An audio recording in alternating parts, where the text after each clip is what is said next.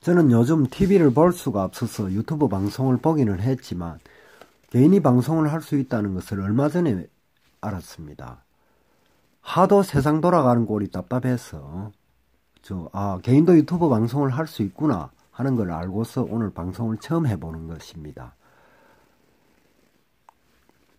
지극히 상식적인 우리 김서방, 박서방 유서방 등도 방송을 할 수 있구나, 상식적인 생각을 남들과 소통을 할 수 있구나, 또 그런 호기심도 생기고 또 여기서 보수를 채찍질할 수도 있구나, 즐겁지 않습니까? 또 한편 그래서 오늘 제목은 586 정치인들이여 역사 앞에 반성하고 참회하라. 저도 이렇게 정한 거는 저도 586이기 때문입니다.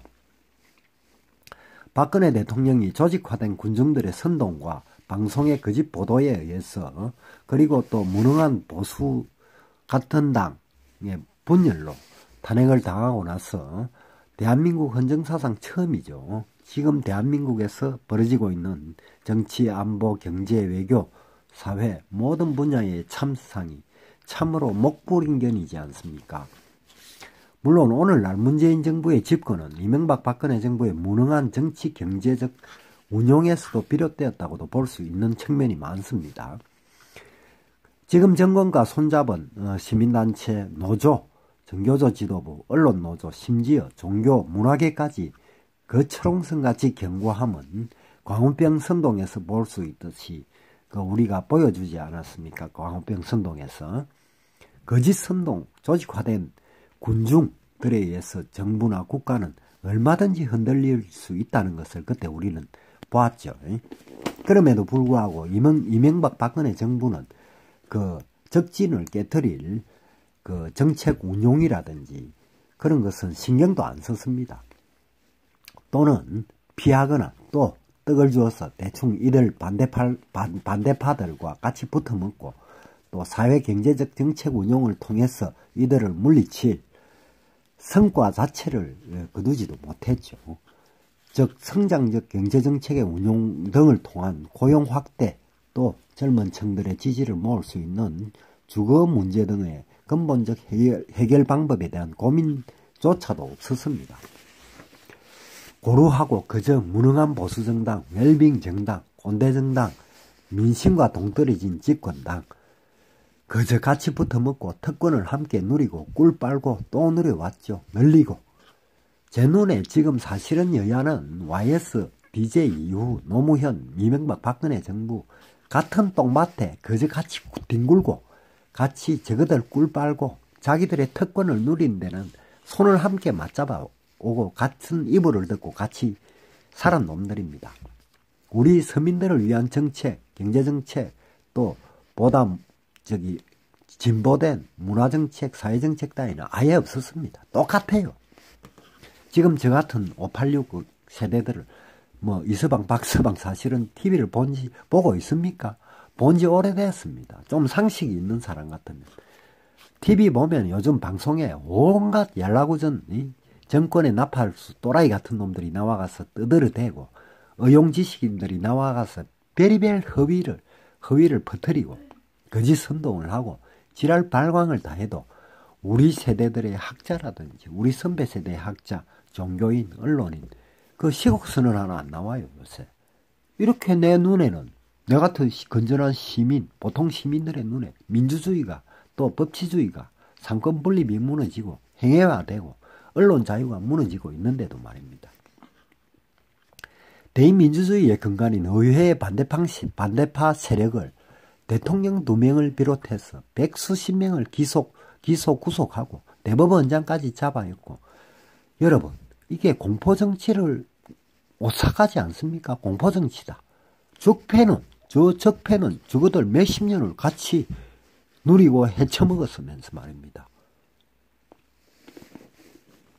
겉으로는 맨날 20몇 년을 계획하면서 적폐로 저거들 빵과 떡만 눌려온 놈들이 말입니다. 상권 분립과 언론 자유를 무너뜨리는 지금 현 집권 여당의 권력 운용, 이거는 제왕적인 것을 넘어서서 황제적 권력 아닙니까? 조선시대 왕이 지금 이 정도 했겠습니까, 여러분? 요즘 또 음란물 규제를 통해서 뭐 너무 불알까지 내가 간섭하겠다. 이런 의도 뒤에 숨은 인터넷 등을 통한 여론 통제, 이거 여러분 나치식 언론 통제를 하겠다, 이렇게 느껴지지 않습니까? 자, 경제는 최저임금 주 52시간을 죽으라고 밀어붙여서 경제적 고리가 약한 자영업자들, 그리고 겨우 먹고 사는 한계 중소기업들 마구마구 요새 공단에서 이 망해 나가고 있지 않습니까? 왜 망할 것을 저들도 알고 있어요. 알고 있으면서 저렇게 밀어붙일까요? 좌파의 핵심들은 중산층 수백만 명을 무너뜨려도 자기들의 재집권에는 아무 영향이 없다라는 생각을 하고 있지 않겠습니까? 그저 보편적 복지니 하면서 빵 몇 개 던져주고 내 찍어달라 라고 하면서 밀어붙이고 있다고 나는 생각합니다. 그래도 재집권에는 영향이 없을 것이다. 바른미래당의 그 이현주 의원도 역시 그런 말을 하더라고요. 나도 그렇게 생각하거든요. 베네수엘라도 여러분 투표해가지고 재집권하고 저래 나라가 망했습니다. 투표한다고 그 민주주의가 발전하는 거 절대 아닙니다. 또 외교는 어떻습니까? 좌파들은 19세기 그 제국주의 이론, 이른바 미국, 영국, 일본 등은 타도해야 된다. 그게 신념입니다. 그래서 죽으라고 반미, 반일, 반서방을 외칩니다. 지금 정부가 그 반미, 반일 죽을 속으로 그러고 있지 않습니까? 겉으로도 또 일본한테 툭툭 시비 걸고. 우리 학생일 때 말입니다. 브룩스 커밍스라는 한국전쟁의 기원이라는 책에서 6.25 전쟁을 미국이 유도한 측면이 있다라고 주장을 했어요. 그런데 물론 소련 해체 후에 6.25는 스탈린, 중국의 모택동, 북한의 김일성이 계획했다는 것이 밝혀지고 나서 그것이 잘못됐다는 게 밝혀졌어요. 그럼에도 불구하고 대한민국의 수구 저 꼴통 좌파 새끼들은 아직도 미국놈과 이승만이가 분단의 원흉이다. 그게 신념화되어 있어요. 김일성은 없습니다. 분단의 원흉에. 이자들의 이데올로기적 사이코, 그런 사고들은 객관적인 진실이라든지 팩트, 또 역사적 진실 따위에는 안중에 없습니다. 이데올로기적 당위성, 역사도 이데올로기 안에 가다버리겠다, 이런 생각을 가지고 있어요. 미일 서방 선진국과 담을 쌓고 중국, 러시아, 북한과 함께 가려는 외교 노선, 그것이 이자들의 외교입니다. 여러분, 사회주의 체제로 길을 가려고 작정한 이자들에게 여러분들의, 우리들의 경제, 우리들의 자유, 민주주의, 이 수구 꼴통 세국 좌파주의, 좌파 꼴통 새끼들이 하는 짓이 그 길로 간다면 우리 대한민국 국민이 묵고 살겠습니까? 자유를 누릴 수 있습니까? 정치적 반대파들을 모두 숙청 제거하고 자유민주주의 체제 자체를 수정 내지 파괴하고 경제적으로는 하향평준화, 또 국민연금 등을 통해서 그 기업의 경영권에 참여 내지 통제를 하려 하고, 이러한 것들을 통해서 재집권을 도모하고, 그 종국의 목적은 무엇이겠습니까? 종국에는 종전선언, 평화협정, 요즘 많이 나오죠. 평화협정 등을 통해서 한미연합사를 해체하고 주한미군을 철수시키고 북한과 한민족 공동체 연합 내지는 연방제 통일을 하겠다. 이것이 바로 대한민국 수구 꼴통 좌파들이 계획하는 20년 재집권의 목적입니다. 제 눈은, 저는 그렇게 이해하고 있어요. 자, 자유민주주의 시장경제가 무너진 나라, 언론자유가 무너진 나라, 이것이 우리와 우리들의 후손들이 살아갈 나라입니까? 저는 끔찍합니다.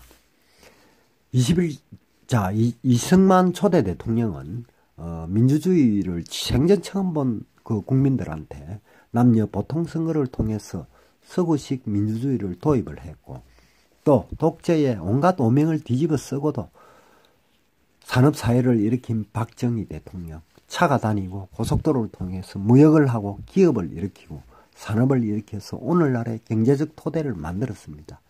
또 우리들보다 지금 60대 세대들, 선배들, 산업화 현장에서 열심히 뛰기도 하고, 또 운동권들은 민주주의와 또 노동자들의 그 권익 향상을 위해서 깜빵에도 가고 얼마나 또 헌신한 측면이 있어요. 우리 선배들은. 그런데 오늘날 우리 586 정치인들은 보수 또 진보 그들이 해난 꼴이 어떻습니까? 자유민주주의 체제를 무너뜨리고 경제를 무너뜨리고 안보를 무너뜨려서 나라를 김장군 아가리에 쳐넣으려 하지 않습니까? 이에 우리같이 김서방, 이서방, 박서방 오늘 살아가는 우리 50대들은 저들을 가만히 둔다면 우리는 역사의 죄인이 됩니다. 우리들이 유튜브에서 만나서 토론도 하고 논쟁도 하고 또 저 썩어 빠진 무능한 보수도 개혁해야 올바른 보수 정당이 나와야 됩니다. 그래서 그래야 대한민국의 좌파가 아닌 또 올바른 진보 정당이 틀을 잡을 수가 있습니다. 더는 이데올로기적 좌파 사이코들이 대한민국 역사에서 발붙이지 못하도록 우리 유튜브에서 만납시다. 감사합니다.